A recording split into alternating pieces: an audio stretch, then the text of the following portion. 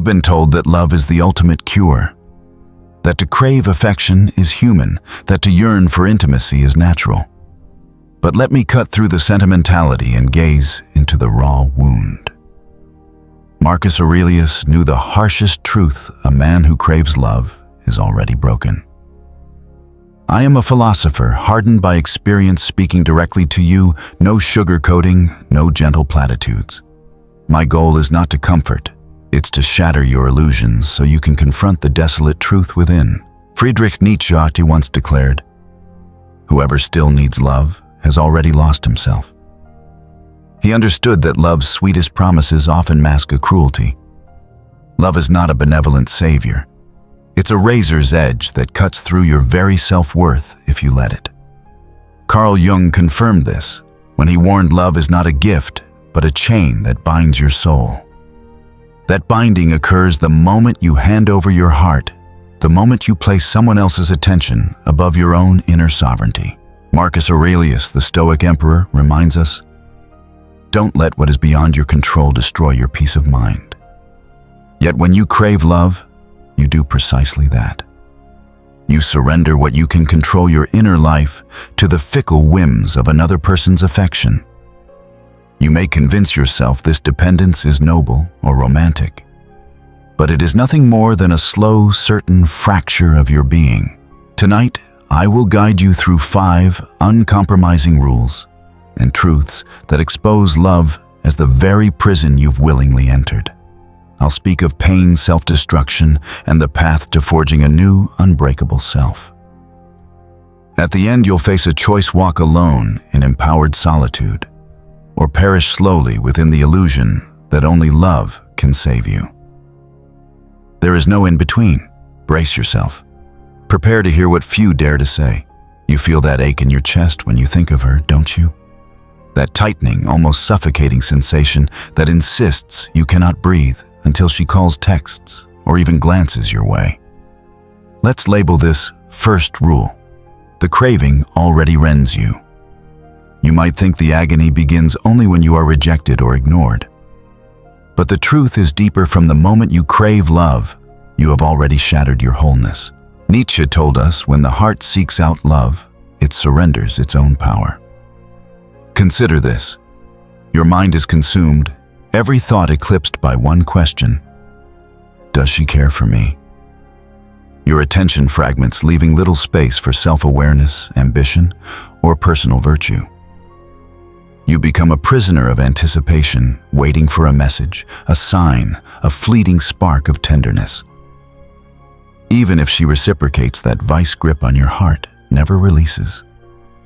You're tethered to that dependency, and every affirmation simply prolongs the cycle. Marcus Aurelius wrote, "You have power over your mind, not outside events." Realize this, and you will find strength. Yet when you crave love, you surrender that power. You prioritize someone else's emotions above your own reason. You invite that person to wield influence over your mental state. A single dismissive word from them, and your entire day unravels. You surrender control. You fracture the fortress of your psyche. Ask yourself, when did you last think a thought that wasn't swallowed by your obsession? When did you nurture your own values and aspirations rather than chase after their fleeting approval? What if I told you that addiction to affection is more lethal than any poison? You become addicted to the high, an illusion of completeness that lasts only until reality intrudes. Every text unread, every voicemail unanswered, and every moment of silence gnaws at you, widening the fissure within. You falsely believe that winning her affection will seal the cracks. In reality, you keep widening them, letting them swallow who you are. Look at your reflection. You appear anxious, restless, desperate. Those are the hallmarks of a man torn apart by yearning. You have become a victim of your own longing. This is not romantic. It is ruinous. Realize this. Now, craving love is already an act of self-destruction. You have sold fragments of your dignity for the mirage of affection. You have handed away control piece by piece. There is no heroism in this. There is only the grave you dig for yourself.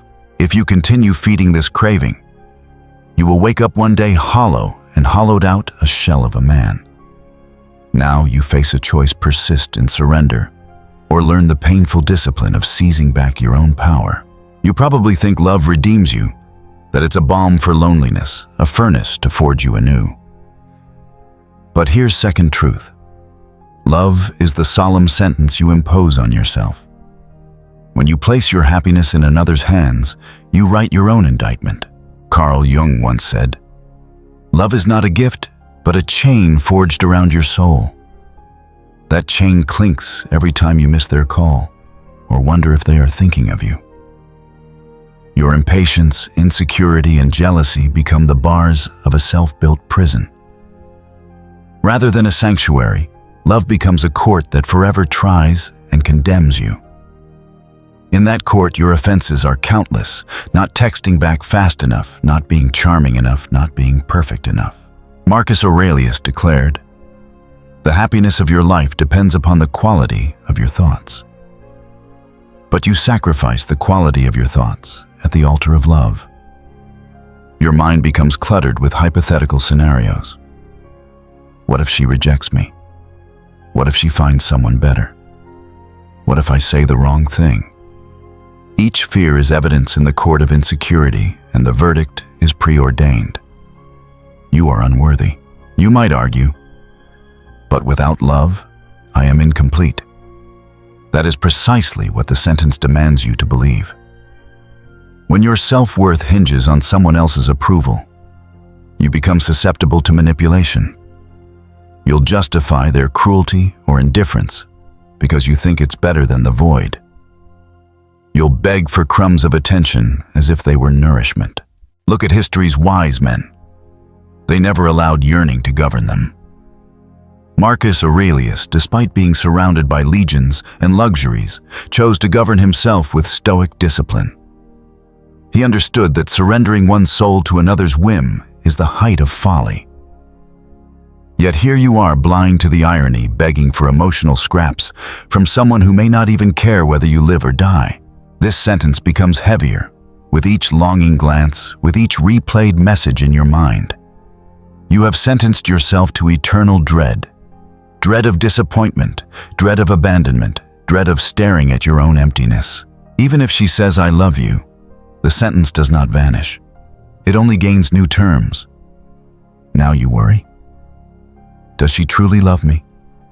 Is she faithful? Does she mean it? No matter how many times you hear the words, you hear them through the filter of fear. The chain rattles louder and the walls close in tighter. Understand, this love is the sentence you carry that you never asked someone else to hand down. You penned it yourself by longing for affection. If you want to escape this sentence, you must realize you hold the quill. You decide whether to keep writing more charges against yourself or to drop the pen and walk away. Walk away. Refuse to accept the verdict. Withdraw your plea. Return the vision of love as a sentence by recalling your life's worth does not depend on another's size or size of relief at your presence. You are not on trial for daring to desire. You are on trial because you let desire define you. To break this bond, you must blunt your hunger. Recognize the chain, then shatter it. Choose your own freedom over the gilded cage of affectionate dependency. You might now ask, if not in longing, do I find my identity? Where do I locate it? Here is third truth. Only in loneliness do you become whole.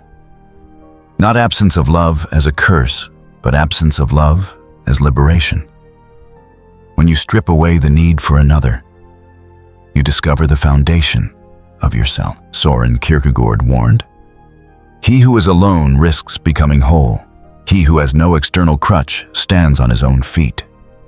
Think of a craftsman forging steel. He must go through the heat and hammer alone, unassisted, to transform raw metal into a blade. So must you endure the white-hot fire of solitude to shape your character. Your entire life thus far has been spent grasping for companionship like a drowning man, extending his arms for a passing raft. But what if I said that the raft is an illusion? That no rescue can be found in another's warmth? You have misplaced trust in a being who is at their core flawed and self-interested. To truly stand, you must learn to exist without someone rescuing you. Remember Marcus Aurelius? The more you value things outside your control, the less control you have. When you don't value another's presence, you free yourself from constantly recalibrating your worth by their feelings. You reclaim the helm of your life. You discover that your essence, your virtues, convictions, and resolve is the only anchor you ever need. Imagine waking up and not checking your phone for missed calls or text messages. Instead, you check your reflection in the mirror, not for affirmation, but to measure your own gaze. You acknowledge your own eyes, untethered, unmoved by approval or rejection. In that gaze, you find a flicker of power you never recognized because you were too busy yearning. This solitude is not misery. It is the crucible of self-discovery. You will wrestle with boredom, with the ache of missing conversation, with ghosts of what might have been. Yet within that wrestling lies clarity. You ask yourself, what do I want? What are my principles? What do I believe regardless of whether someone holds my hand? When you finally accept that no companionship can fill the void within you, stop running. You learn to relish your own company, your own thoughts, your own silent rituals. A man at peace with himself is frightening to those who depend on emotional manipulation, because you are no longer prey for their tactics. You stand tall like a fortress impenetrable because you rely on your own foundations. But do not mistake this for bitterness or nihilism. This is not hate for love. This is respect for your own sovereignty. You are not an island of despair, but a bastion of self-sufficiency. In this stillness, you cultivate virtues that no relationship can bestow: resilience, self-discipline, authenticity. Only then can you encounter another without fear of dissolution. Step into the void of solitude. Taste its bitter tang. Embrace it until it becomes sweet. Let loneliness refine you instead of degrade you. For it is in this aloneness that you become whole, complete in your own right, untouchable by someone else's whim. You now know craving rips you apart, and true freedom lies in standing alone. But beware, fourth rule. Empathy is the concealing cage. You may see empathy as the key to connection, the soul's language. Yet for a man already teetering on the edge of dependency, empathy is a trap, a way to hand over fragments of your mind, piece by piece. Carl Jung observed, "To empathize is to taste the sorrow on another's tongue until you forget your own taste." When you empathize too much, you dissolve the boundary between you and the other. You become an emotional sponge for someone else's turmoil. In that process, you relinquish the fortress of your psyche to their storms. Consider Marcus Aurelius's counsel. Waste no more time arguing about what a good man should be. Be one. He did not say, be one by sharing every ounce of your soul. He said, become one by stable resolve, by disciplined introspection. Yet you confuse empathy with virtue. You tell yourself, if I understand her pain completely, I show my greatness. Actually, you're just feeding the very prison that will lock you away. Watch how it begins. You see her sadness and think, I know exactly how it feels to be abandoned. You replay your own heartbreaks as evidence of your empathy. You absorb her sorrow and now carry both shadows, yours and hers, stacked behind your eyes. You sacrifice a piece of your mind every time you erase the line between her and you. The cage is invisible, made of threads, woven from shared tears and mirrored grief. You think you're connecting? In truth, you're tethering your emotional well-being to her every shifting feeling. And when she moves on or changes mood, you are left clutching at emptiness. Kierkegaard would warn, beware of love disguised as empathy. It is a lure to make you believe you are indispensable to another's healing. In your desire to heal her, you believe you exist only through her brokenness. Yet you fail to see that this self-imposed healer role denies you the only healing that matters, healing yourself. Examine your impulses. Do you offer understanding because you truly feel it? or because you crave her gratitude? Do you step into her pain because you want to save her, or because being needed affirms your worth? You can't disentangle the two without brutal honesty. Marcus Aurelius said, "Don't let your imagination be captured by others' troubles." But your mind has been seized. Every evening you lie awake replaying her sorrows as if they were your own crimes to atone for. You become her counselor, her confidant, her emotional ballast, then lose yourself. So here's the glaring truth. Excessive empathy hands away your autonomy. You might call it compassion, but in reality, it's self-abimation. You hollow out the core of who you are until nothing remains but a conduit for others' feelings. Break those threads. Do not mistake caring for surrender. If you truly care, reveal boundaries. If she's drowning, you can't dive into the same abyss expecting to save her without drowning yourself. Instead, stand on the shore, observe, offer advice, but keep your soul intact. Only when you respect the boundary between her anguish and your resilience can you become unbreakable. Empathy can be a gift, but never when it demands your identity as its price. Deny the cage. Preserve the sanctuary of your mind. We've laid bare the poison. Craving love rips you apart. Love itself can imprison you. Freedom is found in solitude, and empathy can trap you. Now, final rule. Rebuild through loss. Loss of love need not be a kerosene blaze to consume you. It can ignite a crucible in which you forge a new self, stronger, purer, and unassailable. Nietzsche proclaimed, "What does not kill me makes me stronger." But I won't let you hide behind that well-worn aphorism. The process of becoming stronger is arduous. When love abandons you, or when you abandon love, you face a wasteland. That wasteland is precisely where you must sow the seeds of renewal. Marcus Aurelius urged, "The impediment to action advances action. What stands in the way becomes the way."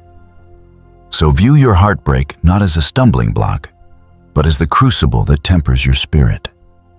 The moment you believe yourself broken, you begin to recreate yourself. But do not mistake an external command for this inner metamorphosis. You alone must choose to rise. Imagine standing among the ruins of a life you built around someone else's affection. The walls of familiarity have collapsed. Every personal artifact, photos, messages, shared mementos haunt you with the echo of loss. Some men crumble unable to distinguish a life worth living from companionship alone. Yet you will not be one of those men. You will collect the debris and use it as bricks. First, collect your sorrow. Do not bury it or deny it. Write it down. Scream it into a pillow. Let it carve its lines across your chest until it has carved deeper channels of insight. Feel every pang, the sting of betrayal, the twinge of regret, the hollow pang of loneliness. Each tear sheds illusions. Each pang purges attachments. Then ask yourself, who am I without her? What remains when all the labels boyfriend, partner, caretaker fall away? You will discover latent desires for knowledge, for achievement, for solitude that you suppressed. You will find that your intellect is not a second thought to be abandoned for tender embraces. It is a flame to be fanned. Jung encouraged men to embrace their shadows, to integrate every aspect of themselves. Grasp that invitation now. Accept the part of you that invested too much, loved too much, clung too tightly. Own that weakness, then transmute it into understanding. You now know what it is to suffer. This suffering can be your compass, pointing you toward true purpose. Begin rebuilding, set goals that matter only to you. Craft routines that honor your sovereignty. Study something that intrigues your mind. Train your body until it matches the newfound steel in your soul. Serve a cause detached from emotional dependency. Slowly, you will feel yourself solidify, bone and sinew knitting together in resilience. Beware complacency the moment you think you're fully healed. A stray photograph or a chance message can reopen wounds in that instant. Remember how you rose from the ashes. Remember that love's collapse was not your defeat, but your awakening. After you've rebuilt the foundation of self-reliance, You can choose to relate to others differently. If another enters your life, they will not find a man begging for wholeness. They will find a man who is already whole. That is the greatest gift you can offer, presence unclouded by need. But if you return to your old ways, if you again crave love before you are whole, you will be thrown onto that slag heap one more time, and this time, your recovery may fail you. That is the danger. It is not the fall that kills us, but refusal to rise. So rise. In every fragment of lost love, see an opportunity to forge a stronger will. In every sleepless night pondering her absence, let your determination turn that emptiness into conviction. In every memory that flickers and fades, let it remind you that no other soul can provide what only you can supply to yourself. Become the man who does not require love to live. Become the man who loves life itself, unshackled by dependency, unperturbed by rejection. You now stand at a crossroads. One path is strewn with illusions, the endless chase for love, compromise of your dignity, self-condemnation, and the slow erosion of your identity. If you continue down that path, you will exist only through the reflected image of someone else's approval. You will starve, haunted by the vacuous promise that love can fill your void. The other path begins with solitude and discipline. It invites you to pick up the chisel of introspection and carve your own existence from the bedrock of your will. You might tremble at first, terrified to face yourself without the balm of affection.